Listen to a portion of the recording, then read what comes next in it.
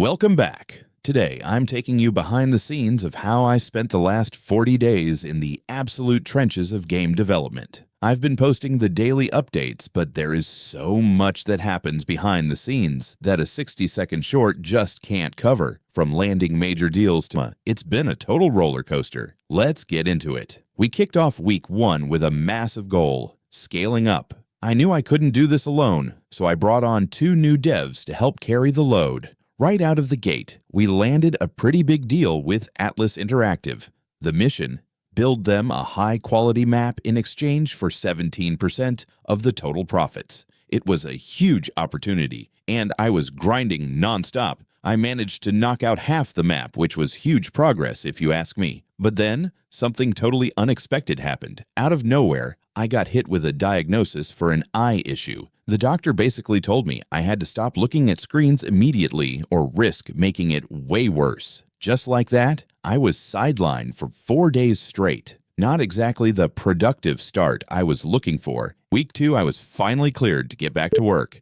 and I had to move fast to make up for lost time. I hired 3 more people to help pick up the pace, and we went into full-on crunch mode. We finally knocked out that map for Atlas, and honestly, seeing it finished was such a relief. With that project finally out of the way and the deal locked in, I could finally shift 100% of my focus to where my heart really was: my own game. Week 3 was where things got a bit messy. Managing a team is harder than it looks, and I realized one of our members just wasn't on the same page as the rest of us. I had to make them go, but I quickly brought someone else on who really got the vision. This is when I started working on the brain rot obby.